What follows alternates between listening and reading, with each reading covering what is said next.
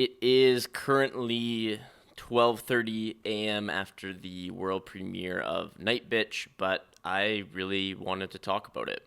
Nobody in this family can clean their own butts. No. Oh, that's okay. If you wake him up, I will rip your throat out. Okay, for what it's worth. Nightbitch going into TIFF this year was one of my most anticipated films of the festival. I'm a big Amy Adams fan, and while I haven't read the source material, the novel of which this film is based on, the story itself seemed so fascinating. Of course, one's perspective is often biased when you're watching it in the same room as the director and the cast and the crew, and surrounded by so many folks who are really into the movie, but it more or less met my expectations, so I'm pretty happy as a result. Nightbitch, when it is at its best, is hilarious. For one, there are so many moments in this film where the entire audience was laughing. Different folks at different moments. There are certain jokes that will land, I think, a little bit harder for mothers, and some jokes may land harder for those around motherhood adjacent. But underlying all of this humor is, as has been emphasized quite a bit by director Marielle Heller, is this idea of suppressed, silent female rage. The emotions of motherhood that, for one reason or another, our society has kind of silenced. We hold this notion that a woman should simply be grateful for being a mother and fulfilling that role. And if a woman complains or simply shares her feelings during this time, they are most frequently either explicitly or implicitly chastised for simply being human and having these nuanced human feelings. Essentially, in Nightbitch, Amy Adams is a stay-at-home mom leaving her career as an artist to raise her young son full-time. And as she progresses in this journey, she notices changes about herself physically, emotionally, psychologically, in all of these different ways, kind of leading her to the conclusion that she is turning into a dog. Of course, this is a metaphor. It's not about what is, quote unquote, really happening. This is a film that incorporates very clear elements of magical realism to tell this story of motherhood, of female rage, of all of these emotions that are not always openly talked about. The first act in Nightbitch is so funny. There are some monologues from Amy Adams that are brilliant, some of them taken directly from the novel, essentially these kind of inner thoughts that she has but is unable to express out loud. So funny. The interactions that Amy Adams has with her son, played by identical twins here, they are so adorable, by the way. Those moments are wonderful. But as we enter into the second act, I found myself getting a little bit worried.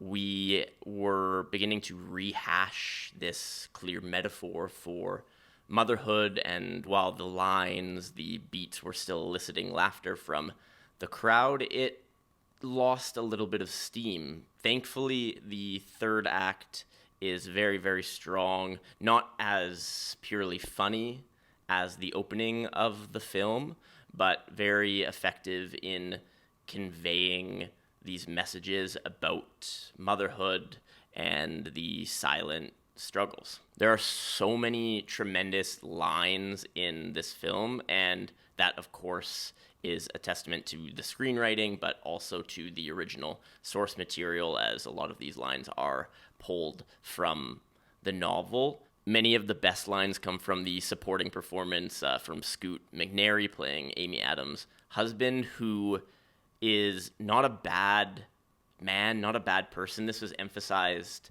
in the Q&A after the film. It was very important that Scoot's portrayal was nuanced, had depth, and he was brilliant in portraying a husband who is not intending to, but indirectly is not supporting his wife, the mother of his son, in the way that she needs.